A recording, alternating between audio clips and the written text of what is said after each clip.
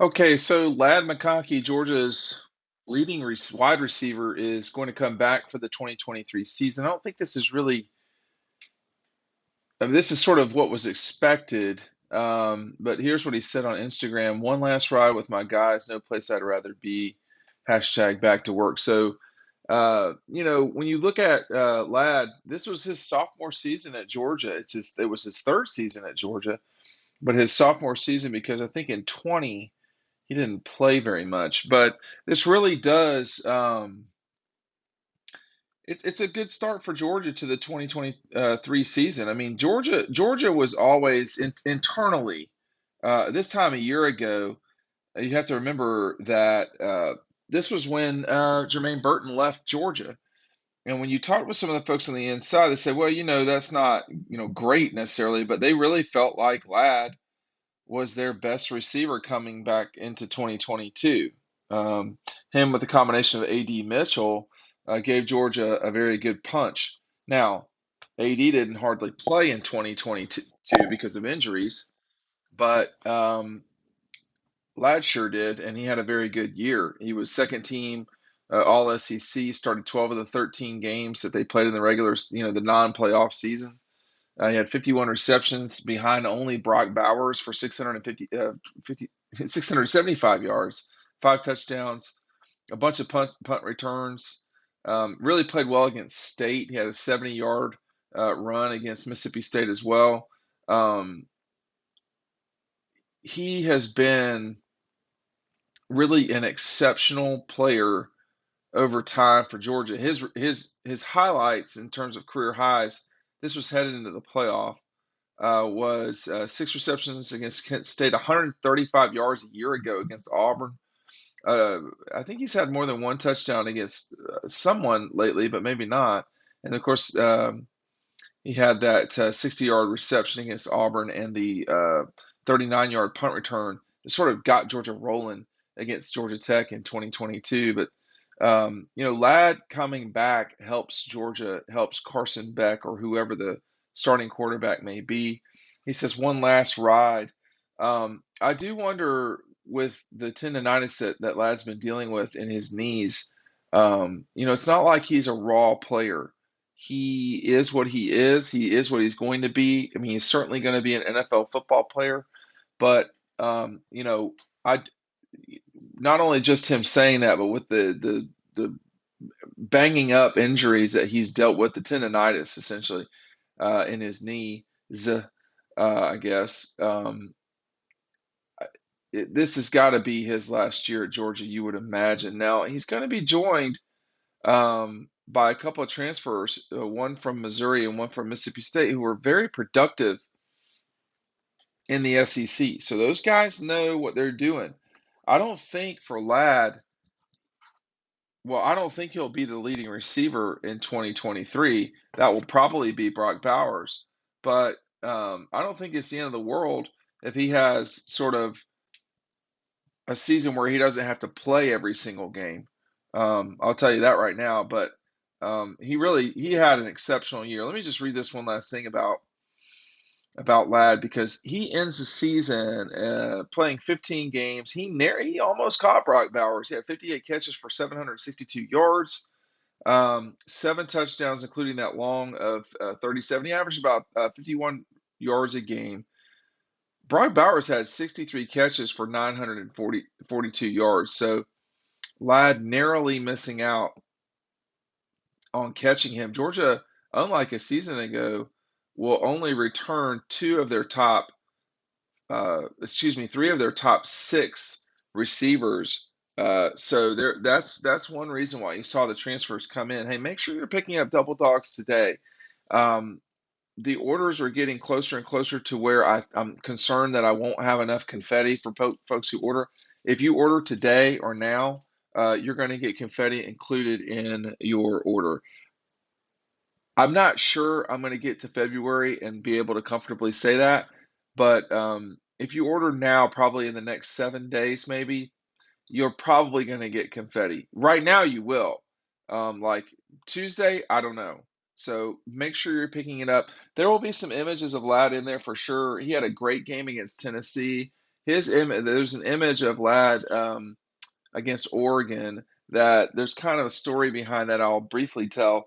We upgraded our camera equipment coming into the 2022 season, but for the Oregon game, my upgraded shoulder camera, I had not bought it yet. And there's a picture of Ladd jumping into the end zone against the Oregon Ducks that I was very fortunate to get because that camera that I've been using is 12 years old, actually 13 years old, and um, and the lens is just about as old. So it nailed that one shot of him just leaping in the air. It was an amazing, it really showed his athleticism, and just uh, how explosive Ladd McConkey can be. There's just not that many guys in college football who are that explosive. I mean, he really is very difficult to deal with, and that's what folks behind the scenes were saying about about Georgia and with Ladd McConkey and a season ago with Jermaine Burton leaving. Jermaine's coming back to Alabama unless I've missed something. So um, you know, Ladd was always viewed as a guy who worked extremely hard. I think a lot of the guys on the team work hard. Um, but no one did Ladd McConkey any favors along the way. God did not give him the size that would be, ideal, but he sure has speed and he sure has wiggle, and those things matter a lot. And when you're playing a position like he does, where you can just explode on people, there's not a lot of people in college football like Ladd McConkey. Kenny McIntosh is a bigger version, a running back version in terms of the explosion from Ladd McConkey. I mean, what you want are these guys who can make one step and they're gone. I mean, Ladd McConkey, Arian Smith, but really, for sure, the way that McConkey can grab the ball and go. I mean, Todd Monken has been using this guy as a weapon for some time. And when you look at Georgia's production, a lot of it has been from the running backs. Number one in the receiving game. Number one, Brock Powers. Number two, Ladd McConkey. Three, Kenny with 43 catches. Darnell is at 28, the fourth most. Excuse me. So they've got this by yards, but by catches, Marcus Rosemy, Jack Saint is actually in front of Darnell, but they're right on top of each other for fourth and fifth. And then Kieris, who is leaving, Dominique Blaylock announced that he's left. Arian Smith with that huge catch against Ohio State. He only had 7 catches this season. Dylan Bell had 20. A.D. Mitchell had 9, 2 of which were touchdowns, or 3 of which were touchdowns. Yikes.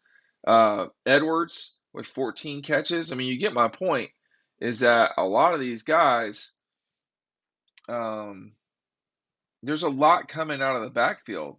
There's a lot of spread you out, but it's hard. It's easier to do that when you've got guys like McConkey out there flying around. I mean, again, I've talked about Georgia a lot in terms of sometimes Star Wars, and they're the X-wing fighters. There's just so many of them that you don't know where to go to defend, and McConkey particularly.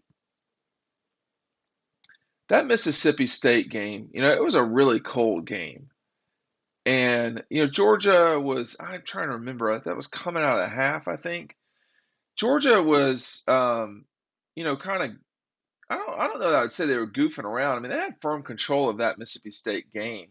But the punt return just before the half really leveled that game out. It went from a game where Georgia was up 17 to 6. Yeah, they were up 17-6, and then State returned that punt for a touchdown with 3 seconds to go in the game. Right out of the gate in the third quarter, you get Lad McConkey going for 70 yards, put the game 24 to 12. And then the next drive, a 17-yard pass from Stetson Bennett to Lad McConkey, 31-12, game over. 40-minute game. Here's another person that's ordered online, and I'm just telling you, if y'all want to get double dogs with the confetti, now we're gonna have double dogs for a while. It's the confetti part that I'm concerned about for y'all, and a lot of people have been really reacting to that. We are much closer to the area that I sort of cut off for that than I thought I would be. So, be active now. Make sure you're getting that now. But Lad McConkey coming back, and the Mississippi State game alone is a good example of what you're getting back, because the guy can explode at any moment. He had a 70-yard touchdown run and a game of 5 receptions for 71 yards and a touchdown. That's 2 touchdowns, 141 yards. He's one of the best returning players in the SEC, period.